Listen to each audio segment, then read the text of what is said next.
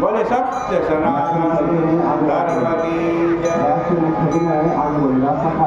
बोले सोमवती अमावस्या की जय।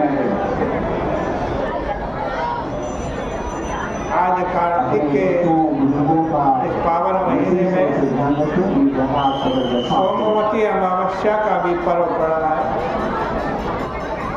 सोमवती अमावस्या स्नान और दान का पर्व है।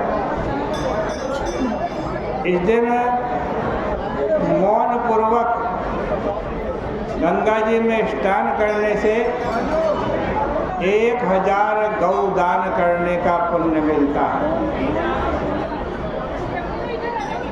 निर्णय सिंधु एक ऐसा ग्रंथ है जिसमें हमारे सभी पर्वों का निर्णय ऋषियों ने किया। उसमें लिखा है कि शनिवापी पूर्वापी यदि सोम दिने भवे गौ सहस्रम फलम दद्यात् स्नानं वै मौनिना कृतम्। इसका मतलब है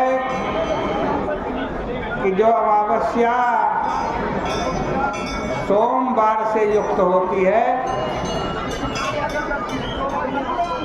उसमें मौन पूर्वक गंगा जी में स्नान करने से 1000 गौ दान करने का पुण्य मिलता है।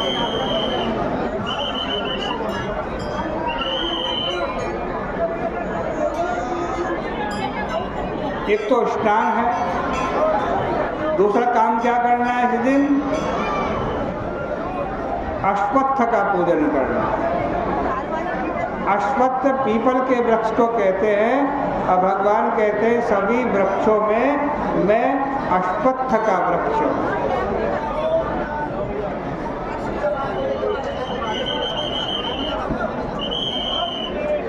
पीपल के समीप में जाकर के विष्णु भगवान का पूजन करें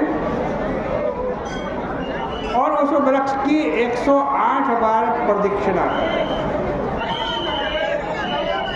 और उतनी ही प्रदक्षिणा करते हुए एक एक फल भी चढ़ाते रहे। फल चढ़ाएं, मिश्री चढ़ाएं। 108 बार प्रदक्षिणा करनी चाहिए। और यदि सामर्थ्य हो तो अपने संख्या के रत्न का भी दान कर सकते।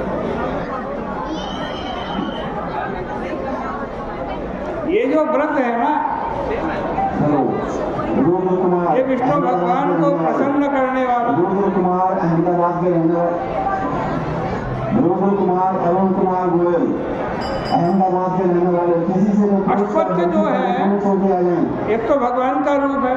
भगवान कह रहे हैं गीता में अश्वत्थ सर्व वृक्षाणां, सभी वृक्षों में मैं अश्वत्थ का वृक्ष हूँ।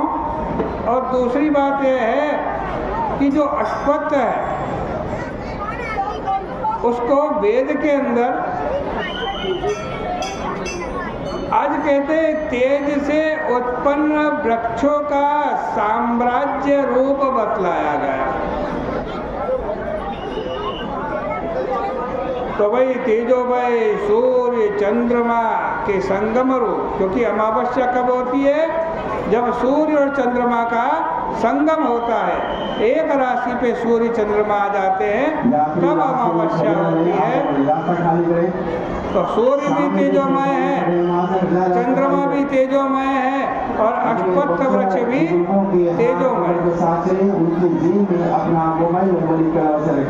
तो भाई सबका योग होने पर अश्वत्थ का पूजन आवश्यक हो जाता है।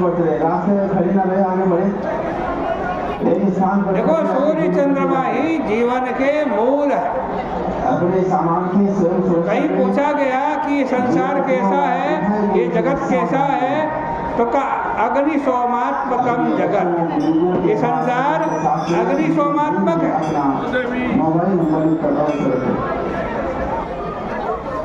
हमारा जीवन इन दोनों के संतुलन से चल रहा है। इन दोनों का संतुलन हमारे शरीर में रहेगा तो जीवन चलेगा, और संतुलन बिगड़ जाएगा तो जीवन नष्ट हो जाएगा। हमारा शरीर एक निश्चित तापमान में ही जीवित रह सकता, उससे तापमान ऊपर बढ़ जाए तो बुखार हो जाएगा, उस डिग्री से कम तापमान हो जाए, शीतल हो जाए, तब भी मृत्यु निकट है। तो उष्णता अग्नि कौन देता है? सूर्य देता है, और सोमदत्त भगवान चंद्रमा देते हैं। तो भैया जीवन के ये दोनों मूल हैं, और अश्वत्थ तथा विष्णु जगत के पालक। इस कारण इस व्रत को आयु वर्धक भी माना गया है, और इसी कारण इस कथा में पुनर्जन्म की भी चर्चा है। प्रदक्षिणा की और दातव्य वस्तु की संख्या 108 इसलिए बताई गई है क्योंकि इस 108 संख्या में सभी देवताओं का समावेश रहता है। इसलिए धर्मशास्त्रों में लिखा गया है कि अनुक्त संख्या यत्तस्यात् शतमष्टोत्तरम स्मृतम, जहाँ पर कोई संख्या नहीं बताई गई है वहाँ पर आप स्वयं 108 मान लें।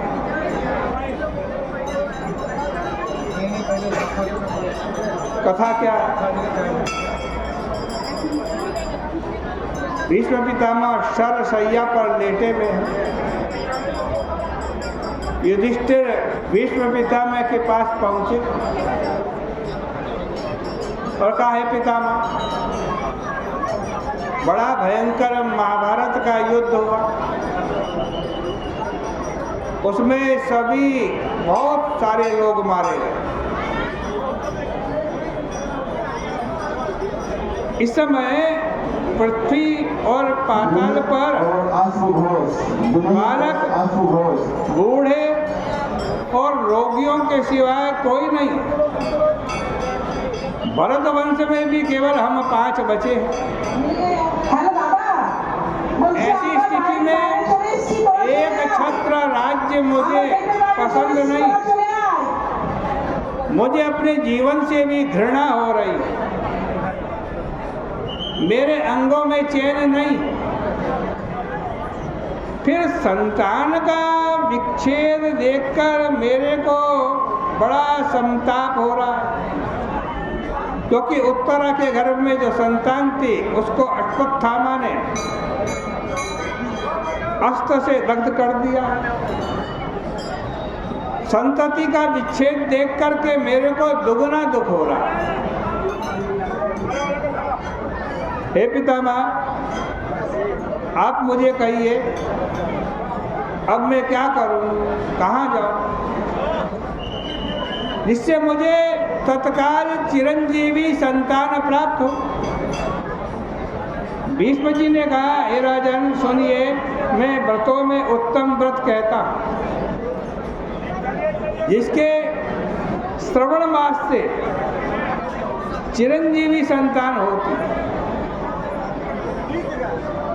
हे युधिष्ठिर, जो अमावस्या सोमवार से युक्त हो उस दिन अश्वत्थ के समीप में जाकर के विष्णु भगवान का पूजन करें, 108 बार प्रदक्षिणा करें,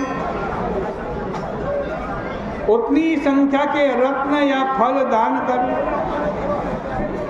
हे राजन, यह व्रतराज विष्णु भगवान को अत्यंत प्रसन्न करने वाला है। कल को प्रातःकाल ही सोमवती अमावस्या है, तुम उत्तरा से ये व्रत कराओ, उसका गर्भ का बालक जीवित हो जाएगा। कहाँ पे हो तुम? जल्दी आओ, गेट पे। उसका पुत्र गुणवान जल्दी आओ। और त्रिलोकी में प्रसिद्ध हो।